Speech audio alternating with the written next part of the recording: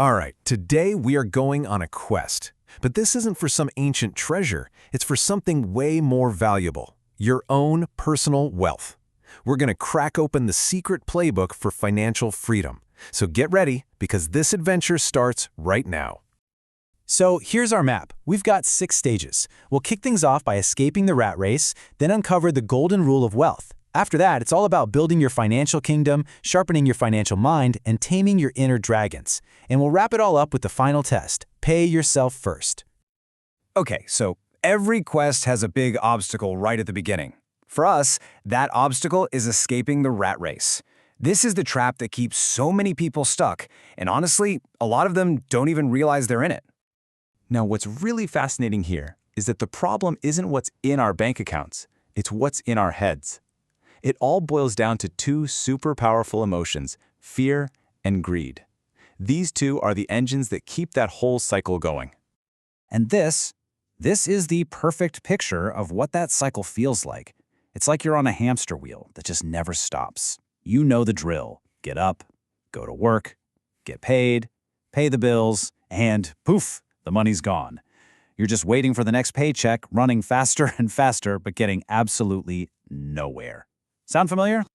So how do you get off the wheel? How do you break that cycle for good? Well, that brings us to stage 2. And let me tell you, this is where the entire game changes. This is the golden rule, the one secret that really unlocks the whole path to wealth. And here is, seriously, this is probably the most important thing you'll ever need to know about money. You have to understand the difference between an asset and a liability. It's so simple. An asset puts money in your pocket. A liability takes money out of your pocket. That's it. The whole game is just to buy assets. So simple, but it changes everything. So what do these money-making things, these assets, actually look like? Well, think of them like little employees that work for you 24/7. It could be a rental property that brings in cash every month, stocks that pay you dividends, or even royalties from a book or a song you created. The key is they make you money without you having to trade your time for it. Now, on the flip side, you've got liabilities. And these are the things that are constantly sucking cash out of your wallet. We're talking mortgages, car payments, credit card debt.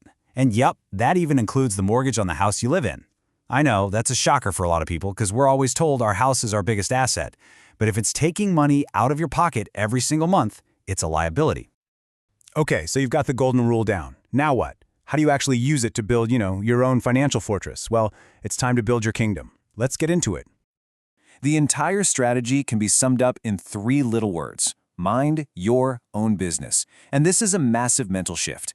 See, most people spend their lives working for somebody else, their boss, the government, and taxes, the bank. Minding your own business means your #1 focus is on building up your asset column, period. This chart lays out the whole game plan. First, you keep your day job, but you start thinking of it differently. It's not just a salary anymore, it's the startup cash for your asset-building machine.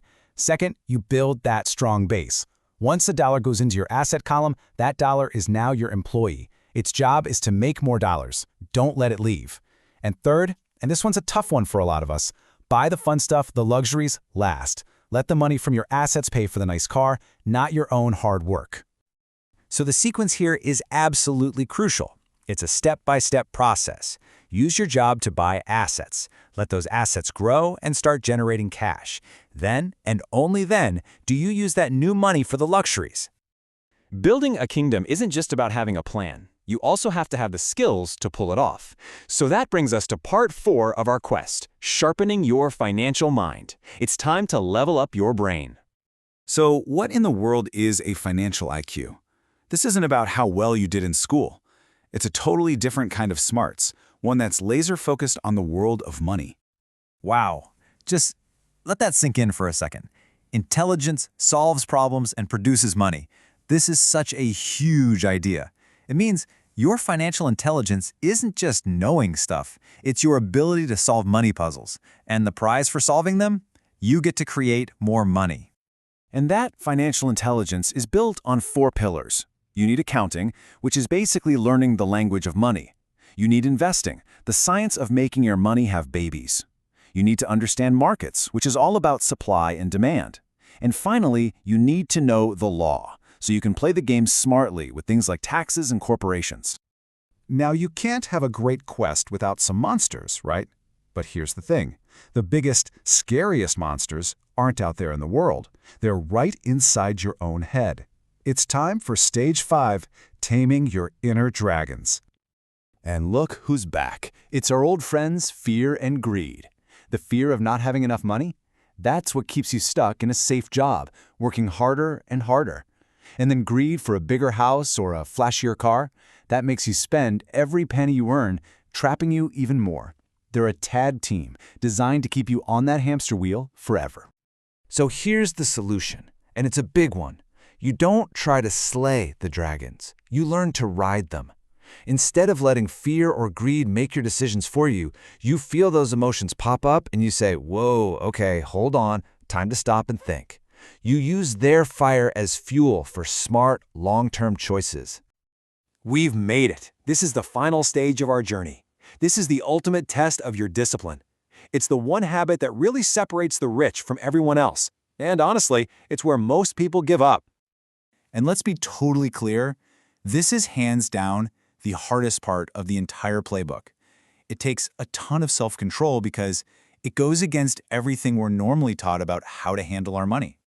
So here's how it works, and it's going to sound a little crazy. The second you get paid, before you pay your landlord, before you pay the electric company, before you pay anyone, you put money into your asset column. You pay yourself first.